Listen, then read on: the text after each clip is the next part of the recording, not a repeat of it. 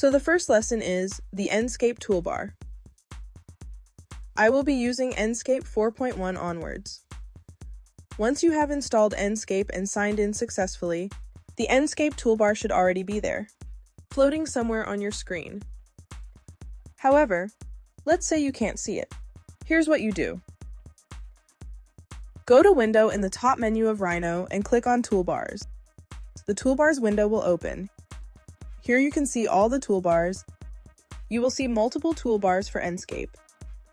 The top one that says Enscape is the one in English. I will click on that checkbox and the toolbar will appear. There is your Enscape toolbar. If I click on Others, for example, if I click on Enscape ES, meaning Spanish, it will open that one. Or if I click on Others, it can open multiple simultaneously. But for now, I just need the English one. You can keep the toolbar floating, or you can pick it and move it to the top to fix it there. I will drop it to the top for now. You will see a whole menu for it once you attach it to the top. As we all know, Rhino works with commands. You can also just write Enscape in the command line, and you will see all the commands you can execute for Enscape, which reflect all features in the toolbar.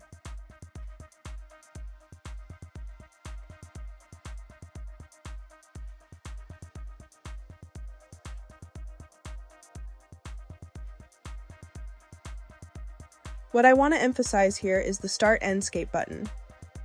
This is the first button with the Enscape logo on it. That's the only one, you can't miss it.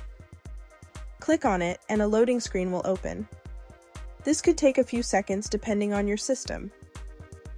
Enscape first exports the geometry, then the materials. I am just reading out loud what I see on this screen here at the bottom. And now it says Starting Enscape. There it is. Now mind you, this is out of the box. I haven't applied any Enscape materials or changed any Enscape settings. This is the first time this project is being opened with Enscape. All the info is being taken from my CAD. Isn't this amazing? You are ready to explore your projects now.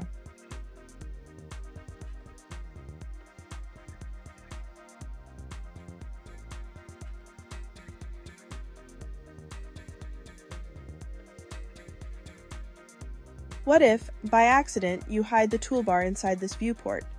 How could you get it back again? Well, it would look like this. You would only be able to see this down arrow, or chevron, as the Enscape guys call it. Just click on this down arrow, and there is your toolbar again.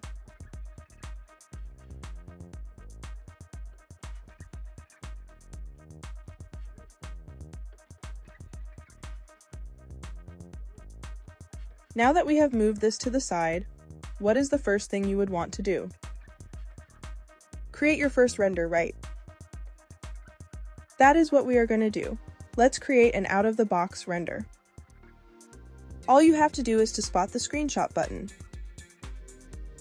It is this one here. Click on it and a window will pop up to ask you for the location where you want to save it.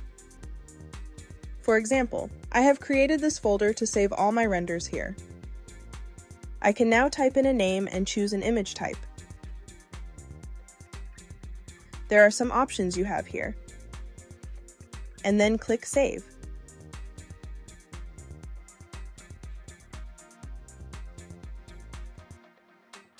Well, I don't know about you, but that was real fast for me. Let's open it up. This is the image we just saved. Great quality, great speed, and I haven't even worked on the model at all inside Enscape.